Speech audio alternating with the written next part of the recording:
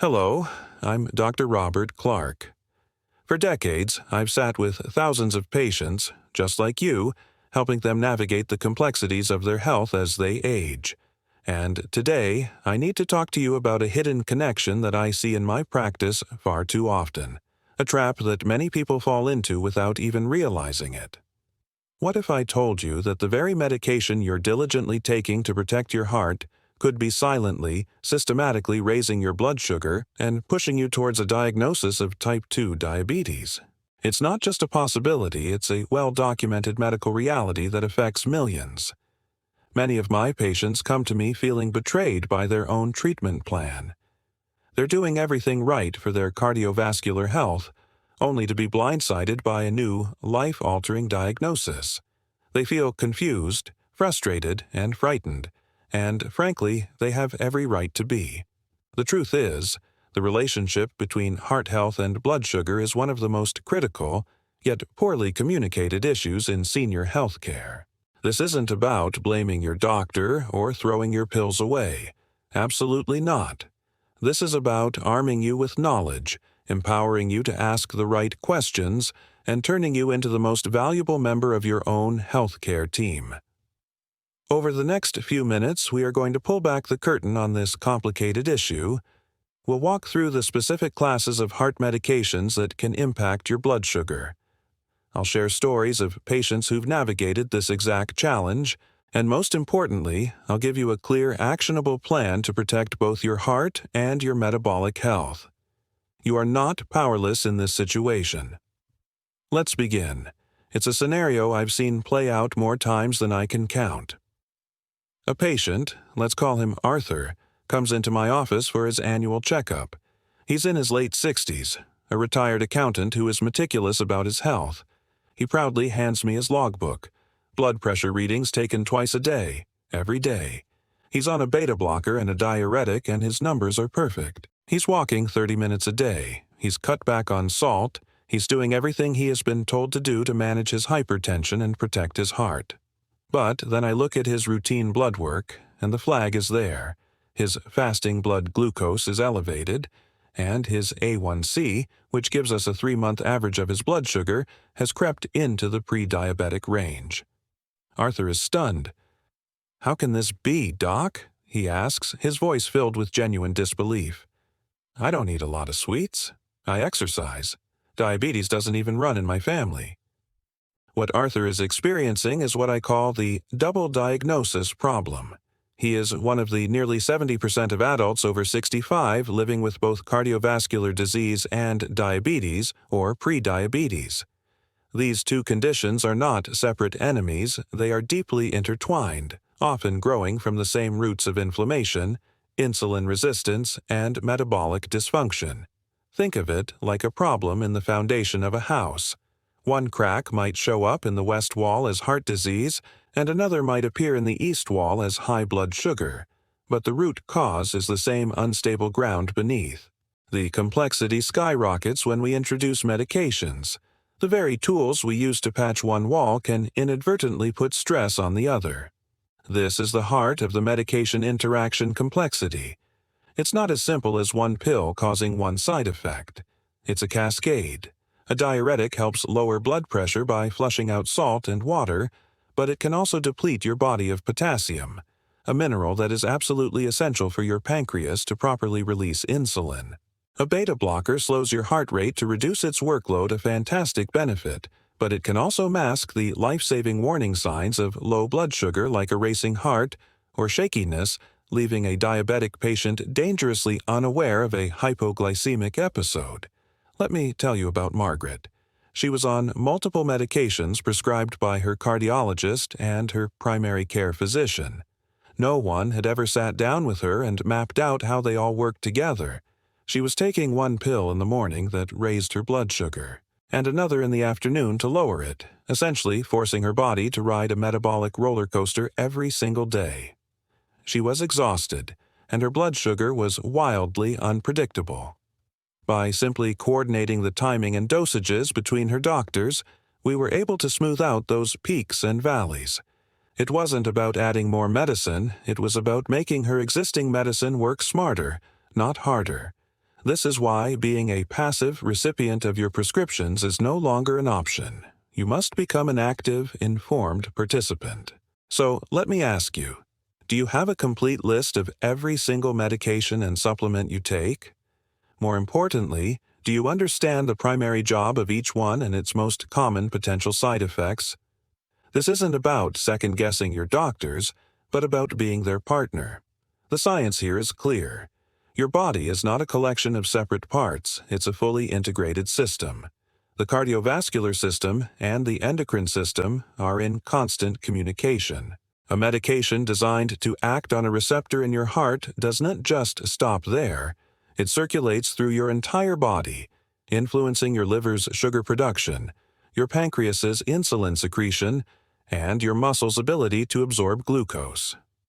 Understanding this interconnectedness is the first and most crucial step toward taking back control. It's the key to ensuring that in solving one problem, we don't accidentally create another. Let us talk about one of the most common classes of drugs prescribed for heart conditions: beta blockers. Medications like metoprolol, atenolol, or carvedilol are workhorses in cardiology. They are incredibly effective for managing high blood pressure, controlling heart rate in conditions like atrial fibrillation, and protecting the heart muscle after a heart attack. They work by blocking the effects of adrenaline on your heart, essentially telling it to slow down and take it easy. But this is where the hidden danger for anyone with or at risk for diabetes comes into play. Adrenaline is your body's alarm system. When your blood sugar drops to a dangerously low level, a condition we call hypoglycemia, your body releases adrenaline. This is what causes those classic, life-saving warning signs: the sudden shakiness, the racing heart, the sweating, the feeling of intense anxiety. It's your body screaming, "I need sugar, and I need it now." But what happens when you're taking a beta blocker? That alarm system gets muffled. The beta blocker is doing its job by blocking adrenaline, so your heart doesn't start racing. The shakiness is diminished. You might not break out in that cold sweat. You can be slipping into a severe hypoglycemic episode and feel almost nothing out of the ordinary, perhaps just a little tired or confused. This is called hypoglycemic unawareness, and it is a true medical emergency. I remember a patient, Barbara, a lovely 74-year-old woman who had been on a beta blocker for years for her blood pressure. She also managed her type 2 diabetes with oral medication. One afternoon, her husband found her slumped in her favorite armchair, conscious but completely incoherent. He called 911, and the paramedics found her blood sugar was 35 mdl, critically low. In the hospital, she told me, "Dr. Clark, I didn't feel a thing. Usually I get shaky and know I need to drink some orange juice. This time, there was nothing, just a deep sense of tiredness that washed over me." Barbara's story is a terrifyingly common one. She had been so focused on managing her heart that the very tool she was using was disabling her body, as most important safety feature for her diabetes. Now, it's crucial to understand that not all beta blockers are created equal in this regard. The older, non-selective beta blockers like propranolol are more likely to cause this problem because they block adrenaline receptors throughout the body. The newer, cardioselective beta blockers like metoprolol or atenolol are designed to primarily target the receptors in the heart. They are generally a safer choice for patients with diabetes, though the risk isn't entirely eliminated. Some, like carvedilol, have even been shown to slightly improve insulin sensitivity, making them a particularly good option. Have you ever had a conversation with your doctor about the specific type of beta blocker you're taking and why it was chosen for you over another? If you have diabetes, is your doctor aware of the need to prioritize a cardioselective agent? The practical takeaway here is about vigilance. If you are taking a beta blocker and also use insulin or other medications that can cause low blood sugar, you cannot rely on symptoms alone. This makes regular glucose monitoring absolutely non-negotiable. You need to be checking your blood sugar on a consistent schedule, especially if you've recently changed your diet, activity level, or medication doses. The machine gives you the objective data that your body may no longer be able to provide. The simplified science is this. Think of adrenaline as a Paul Revere riding through your body shouting, "The blood sugar is low. The blood sugar is low." A beta blocker essentially puts guards at the city gates, telling him to quiet down so the town can rest. The message is blocked, and the townspeople are unaware of the impending danger until it's almost too late. This is why understanding this interaction is not just a piece of medical trivia, it's a fundamental aspect of your safety. Now, let's move on to another cornerstone of cardiovascular disease prevention.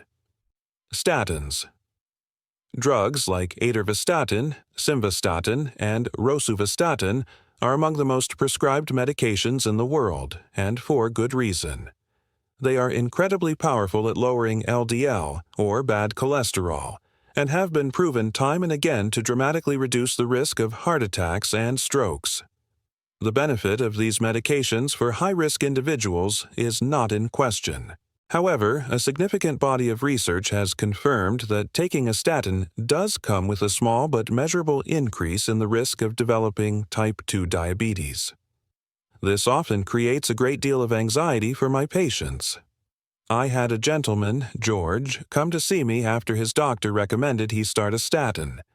George had done his research online and was terrified.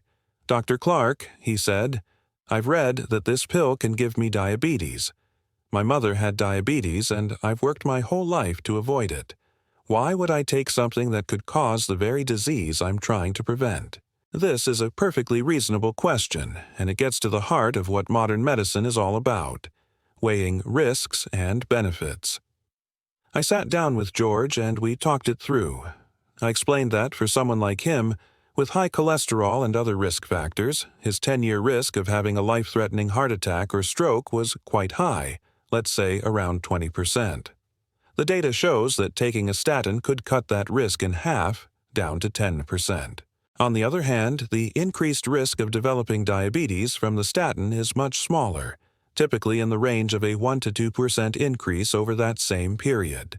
So we were looking at a choice, a small risk of developing a manageable condition versus a much larger risk of a catastrophic, often fatal, event. When framed that way, George understood. It's not about choosing a risk-free path, because one doesn't exist. It's about choosing the path with the least amount of risk. The scientific explanation for why this happens isn't fully understood, but we have some good theories. Statins work by blocking an enzyme in the liver that produces cholesterol. It's thought that this same pathway might have a minor downstream effect on how the pancreas's beta cells secrete insulin. Additionally, statins may make the body's other cells slightly more resistant to the insulin that is produced. For someone with a perfectly healthy metabolism, this effect is usually negligible. But for someone like George, who already had some underlying insulin resistance, it could be just enough to tip the scales and push his blood sugar into the diabetic range. So what do? We don't throw the baby out with the bathwater. The benefits of statins in preventing heart attacks and strokes are so profound that for most people, they far outweigh the risk. Instead, we become proactive. The key is monitoring and lifestyle modification. If you're on a statin, especially if you have other risk factors for diabetes, you should be having your blood sugar and A1C checked at least once a year. But more importantly, we can use this as a powerful motivator for lifestyle changes that counteract the medication's effect. For George, this was a wake-up call. We set up a very practical plan. Instead of his usual morning glass of orange juice, he started eating a small bowl of oatmeal with berries. This simple swap eliminated a daily sugar bomb and added heart-healthy fiber. He also started a 15-minute walk around his neighborhood after dinner every evening. This small amount of activity helps the muscles soak up glucose from the bloodstream, lowering blood sugar naturally. Let me ask you this. Have you ever worried about the long-term side effects of your statin?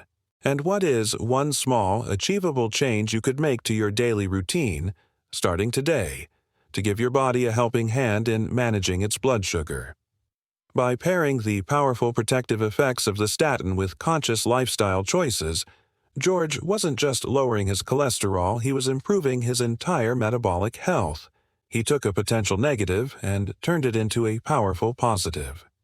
Let us turn our attention to another very common class of medications used to treat high blood pressure: thiazide diuretics.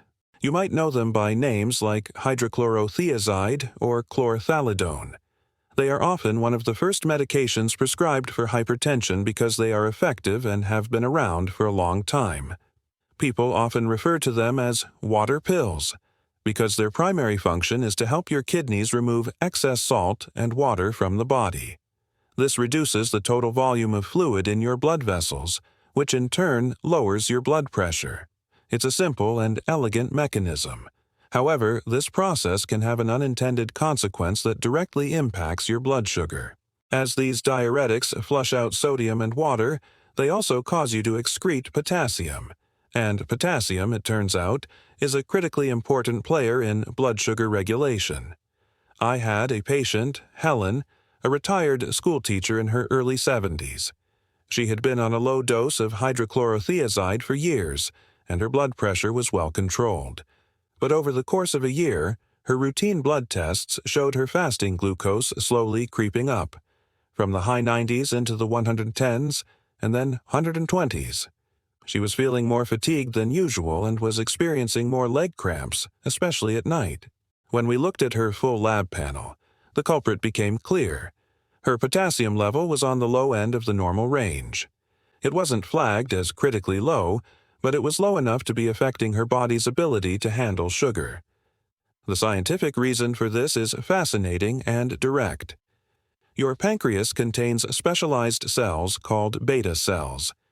Their job is to produce and release insulin in response to the glucose in your bloodstream. For these beta cells to open the gates and release that insulin, they need a sufficient amount of potassium. Think of potassium as the key that unlocks the insulin-releasing machinery. When your potassium levels are low due to the diuretic, the beta cells can't work efficiently. They can't release the optimal amount of insulin needed after a meal, so more sugar is left circulating in your bloodstream, leading to higher blood glucose levels over time.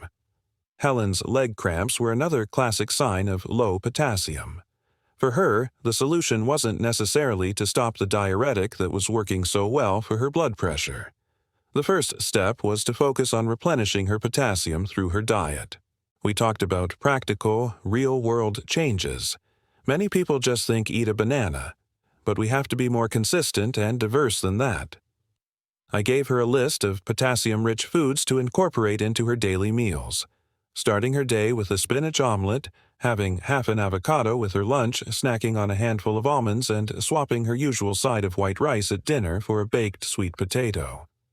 These weren't drastic changes, but they were consistent. Within a few months, her potassium levels improved, her leg cramps disappeared, and her fasting blood sugar started to trend back down. In some cases, a doctor might prescribe a potassium supplement or switch to a potassium-sparing diuretic, but for Helen, a food-first approach was all it took. Let me ask you a question. Are you currently taking a water pill for your blood pressure? If so, when was the last time you had your electrolytes, including your potassium level, checked by your doctor? This is a simple blood test, but it provides incredibly valuable information about how the medication is affecting your body's delicate chemical balance. Understanding this connection empowers you. If you know that your blood pressure medication has the potential to deplete potassium, you can be proactive about your diet. You can recognize symptoms like fatigue or muscle cramps not just as random signs of aging, but as potential clues that need to be discussed with your physician. This knowledge transforms you from a passive pill taker into an active manager of your own health and well-being. There is another class of medication that, while not strictly a heart medication, is frequently used by patients with cardiovascular issues and has a dramatic and immediate impact on blood sugar: corticosteroids. You may know them by names like prednisone, cortisone, or methylprednisolone. These are powerful anti-inflammatory drugs that are used to treat a huge range of conditions, from a severe asthma attack or a bad allergic reaction to chronic autoimmune diseases like rheumatoid arthritis or lupus, which themselves can increase cardiovascular risk. Their ability to quell inflammation is remarkable, but they come with a significant metabolic price tag. The effect of steroids on blood sugar is so pronounced that we even have a name for it: steroid-induced hyperglycemia, or steroid-induced diabetes. I remember a patient, David, a 65-year-old man with a history of very well-controlled type 2 diabetes. He managed it perfectly with diet and metformin. One summer, he developed a severe case of poison ivy that spread across his chest and arms. His dermatologist prescribed a 2-week course of prednisone to calm the intense reaction. Within 3 days of starting the steroid, David called my office in a panic. He had been checking his blood sugars, and they were skyrocketing into the 300s and 400s mdl, levels he hadn't seen in over a decade. He was terrified he had undone all his hard work. "What's happening, Dr. Clark?" he asked. "The rash is better, but my diabetes is out of control." I reassured him that this was a predictable and, thankfully, temporary effect of the prednisone. To understand why this happens, we need to look at what these drugs do. Corticosteroids are synthetic versions of cortisol, one of your body's primary stress hormones. Imagine your ancient ancestor being chased by a saber-toothed tiger. The body would flood itself with cortisol. Cortisol's job in that moment is to make sure you have enough energy to survive. It does this in 2 main ways. First, it signals your liver to dump large amounts of stored glucose into your bloodstream for quick energy. Second, it makes your muscles and fat cells more resistant to insulin, so that all that sugar stays in the blood, ready to be used by the brain and for the immediate crisis. A course of prednisone is essentially telling your body there's a saber-toothed tiger chasing it for 2 straight weeks. It puts your metabolism into a constant state of high alert, leading to extremely high blood sugar levels. For David, who already had diabetes, this effect was magnified. Our plan was to temporarily increase his diabetes medication and have him monitor his blood sugar 4 times a day while he was on the prednisone. We also talked about the critical importance of tapering. You must never, ever stop taking a steroid abruptly. Your body, having been supplied with an external source of cortisol, stops making its own. You have to slowly reduce the dose to give your adrenal glands time to wake up and start producing it again. As David tapered off the prednisone, just as we predicted, his blood sugar levels gradually returned to his normal, well-controlled range. Have you ever been prescribed a steroid like prednisone for an illness? Did your doctor explain beforehand that you would need to be extra vigilant about your blood sugar while taking it? The key distinction here is between short-term and long-term use. For a short-term course like David's, we can manage the temporary spike in blood sugar. But for patients who need to be on steroids long-term for a chronic condition, it often means we have to permanently adjust their diabetes management plan, sometimes requiring the addition of insulin to counteract the powerful effect of the corticosteroid. The lesson from David's story is about anticipation and education. If your doctor ever prescribes a steroid, your first 2 questions should be, how will this affect my blood sugar? And what should our plan be to monitor and manage it? Being prepared for this effect turns a frightening experience into a manageable, temporary side effect. We've discussed several individual classes of medication, but the reality for many seniors is that they aren't just on one of these drugs, they're on several, often prescribed by different doctors who may not be in regular communication. This is where the risk of a metabolic problem multiplies, and where the most important strategy of all comes into play: coordination. Your health is not a series of separate silos. Your heart, your kidneys, and your endocrine system are all part of one interconnected network. Therefore, your healthcare cannot exist in silos either. Your cardiologist, your endocrinologist or diabetologist, and your primary care physician must work together as a team. And who is the most important person on that team? You are. You are the captain. I had a patient, Susan, who perfectly illustrates this. She was seeing a top cardiologist for her atrial fibrillation and a wonderful endocrinologist for her type 2 diabetes. The problem was they were in different hospital systems and never spoke. Her cardiologist adjusted her beta blocker, which, as we've discussed, can affect her awareness of low blood sugar.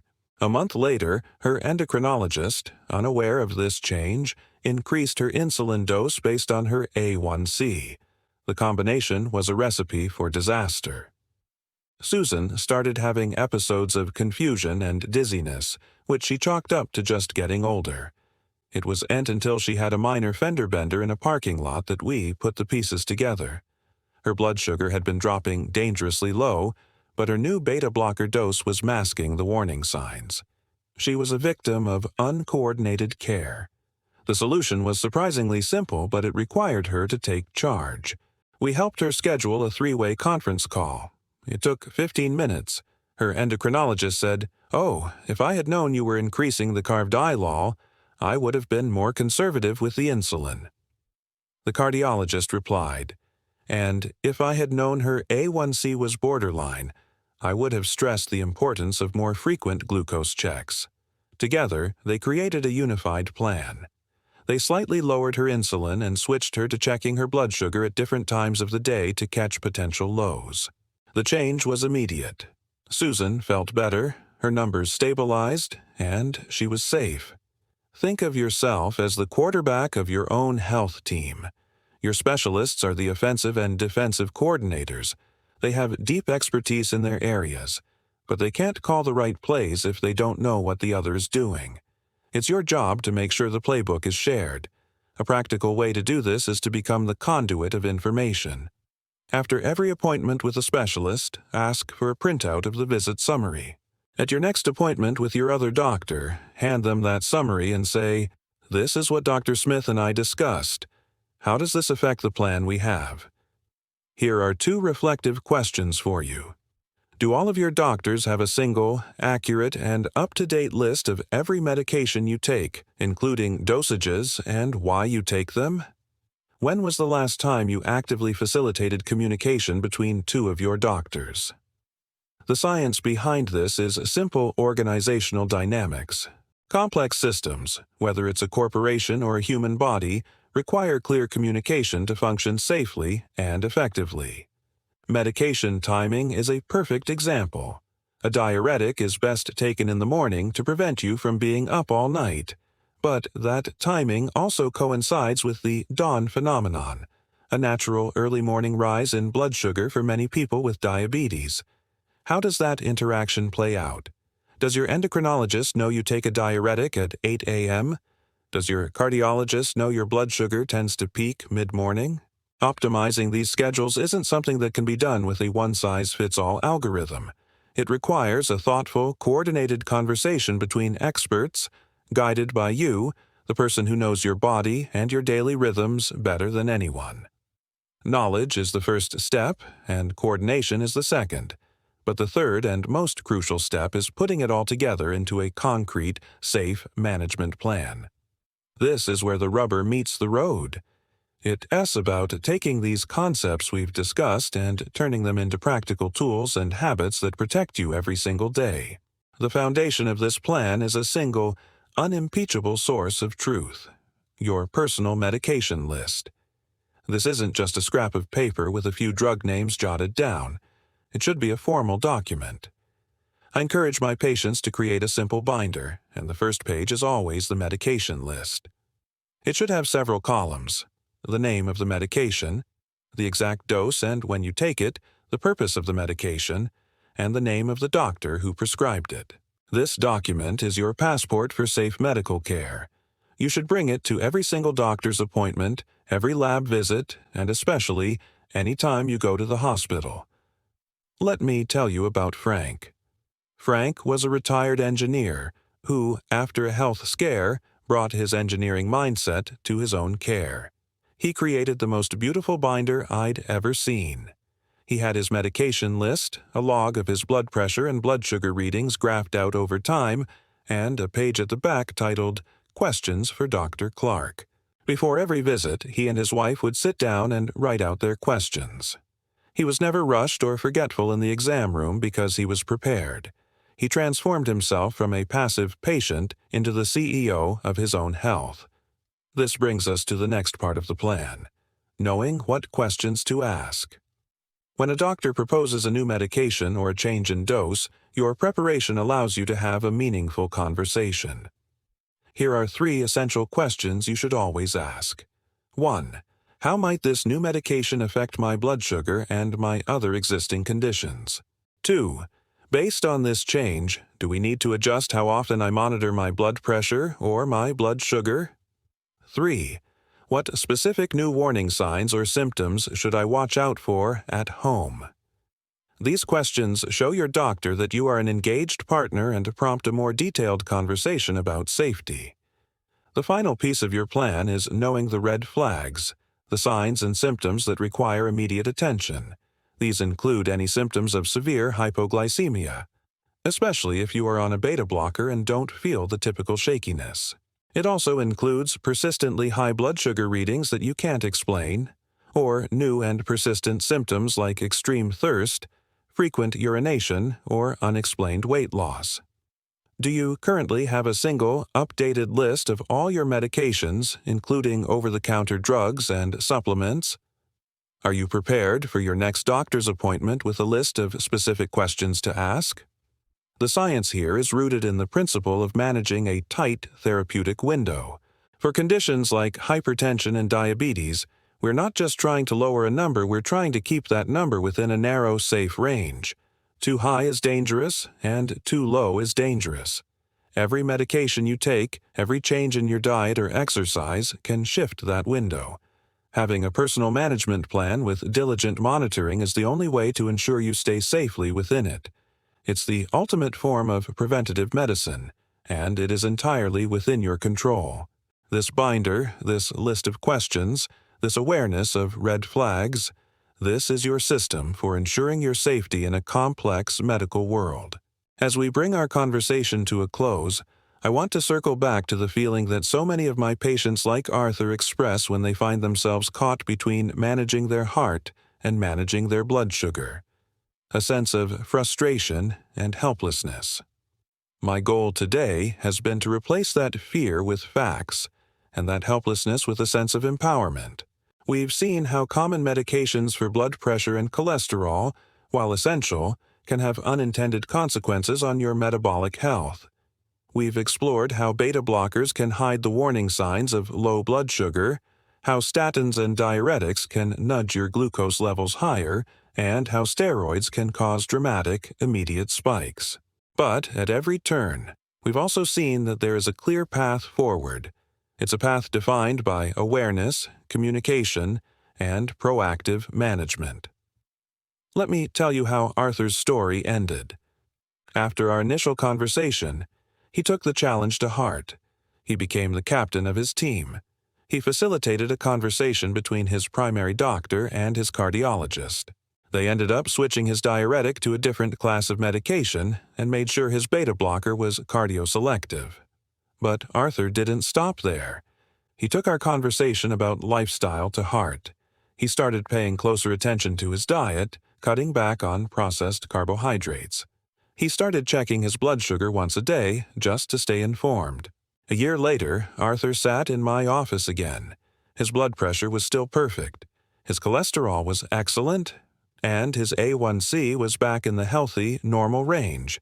He had successfully prevented diabetes. He looked at me and said, "Doc, getting that pre-diabetes warning was the best thing that ever happened to me. It woke me up." He no longer saw his conditions as 2 separate problems, but as one interconnected system that he had the power to influence. The most important takeaway from our time together is this.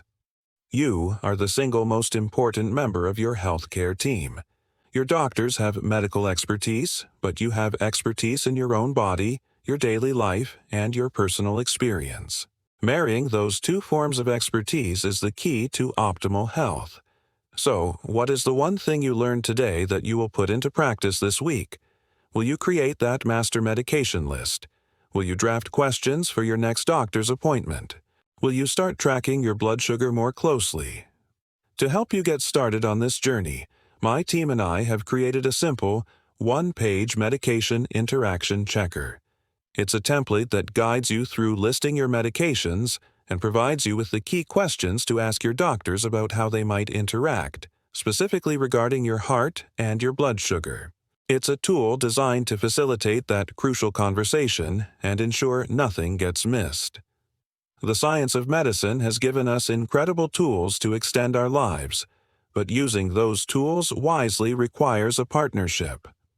The risk of adverse events from what we call polypharmacy, taking multiple drugs, is real, but it is manageable with a systematic, vigilant approach. Your health is your most precious asset.